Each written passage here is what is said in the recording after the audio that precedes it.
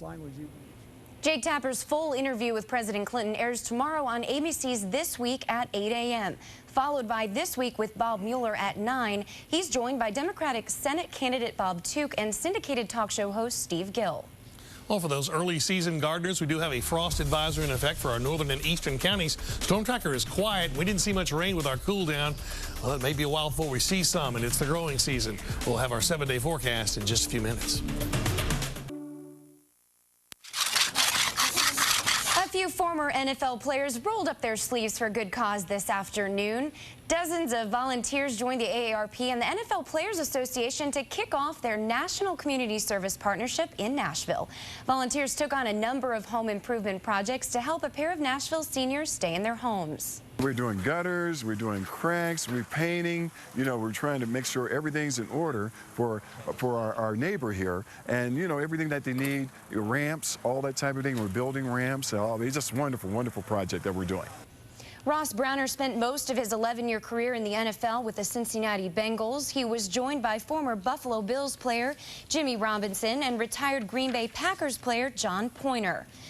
Well, the Nashville Film Festival is no stranger to Hollywood stars walking the red carpet, but this afternoon, the VIP treatment was reserved for a different group of moviegoers. News 2's Justin Bruce reports. This is the 41st year for the Nashville Film Festival. Hundreds, if not thousands, of movies have been seen here in Music City, but Saturday's airing of Dear Lemon Lima was a little more special than most. I want to welcome Holston Home and Monroe Harding and Youth Villages. And 100 Middle Tennessee foster teens spent the afternoon watching a special screening.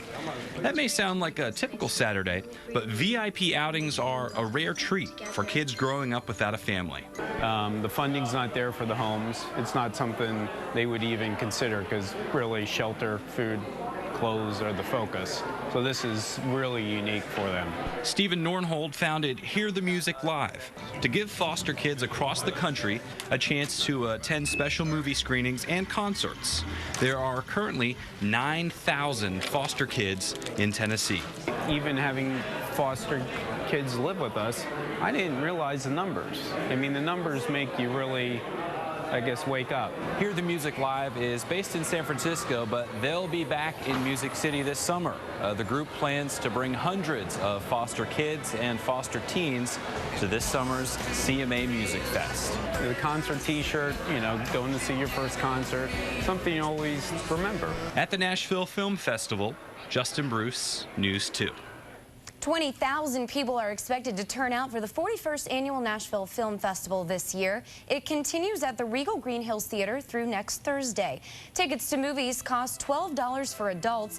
There's a link to more information on our website. That's WKRN.com. A house cat lost for nearly 8 months turned up this week halfway across the country. Charles ran away from home in New Mexico while his owner was out of town and somehow managed to travel 1,300 miles to Chicago. If he walked the whole way, well, his paws didn't show it. He's in good condition. I mean, he needs a good brushing, and he's got a little bit of a cold, a little bit of upper respiratory infection, but otherwise he's in great condition. Officials found an ID chip in Charles' back and called his owner, and this weekend Charles will fly back home in style. Record stores across the country were crowded today for the 3rd annual Record Store Day. To mark the occasion, many artists released special new recordings, some of them on vinyl. Now, your News 2 Storm Tracker forecast. Well, a big heads up to the early season gardeners out there. You might want to get out a sheet and go cover up that garden tonight. We do have a frost advisory, especially for our northern and eastern counties, north and east of Nashville, as you can see. And tomorrow night, we may see another frost advisory that might even include Nashville as winds calm down a little further still for tomorrow night. But meanwhile, outside here in Nashville, we are looking at some pretty chilly temperatures. And I'm going to change clickers here. Can't seem to get the clicker to change our picture for us. So we'll see if we can conjure up another one for us and see if we can get this thing to move on for us and whatever we can do to make the computer move. All right, right now we have mostly clear skies and 55 degrees and humidity at 38% right now at northwest wind at about 8 miles per hour.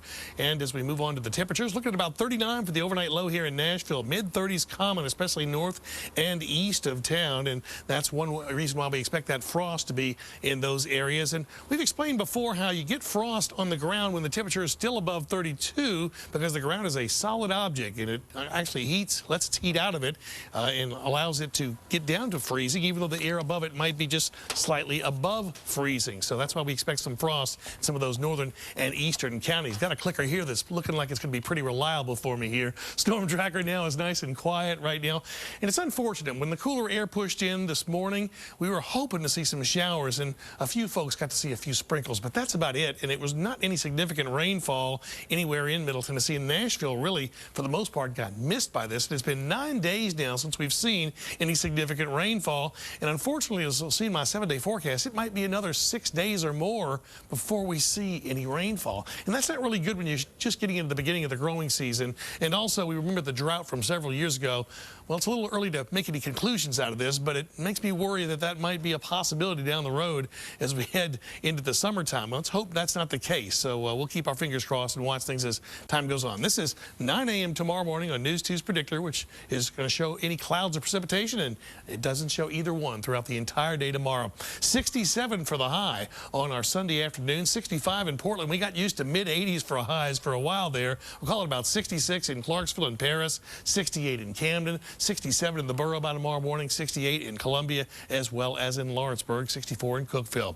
Overnight tonight, we drop down to about 49 degrees by midnight, and by 5 to 7 a.m., 39 degrees, and again, mid-30s north and east of town, where you may see some scattered frost. And I think tomorrow night might even be a better chance for some scattered frost at that, so keep that sheet handy if you have to cover up the garden. 43 at 8 o'clock in the morning, and get out of church about 60, 67 for your high at 5 in the afternoon. Here's the 7-day outlook. 67 apiece tomorrow as well as on Monday. 41 tomorrow night as well as on Monday night. But again, the outlying areas could easily get down to the mid-30s tomorrow night. Tuesday, some clouds, but we think the showers from that system will stay to our south, unfortunately. Wednesday, back to 70, Thursday, 75. Finally, at least a chance for some scattered showers and thunder showers Friday and Saturday. Keep your fingers crossed. That would be a long time, over 2 weeks, without any significant rainfall, if we can finally get the rain by then.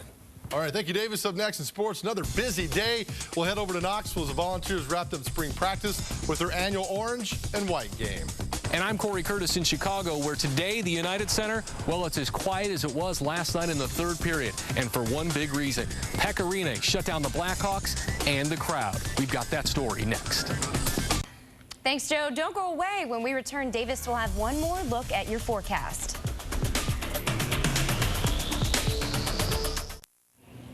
All right, we want to thank everybody who called in and raised money for the Ronald McDonald House. We raised over $115,000 tonight in that telethon.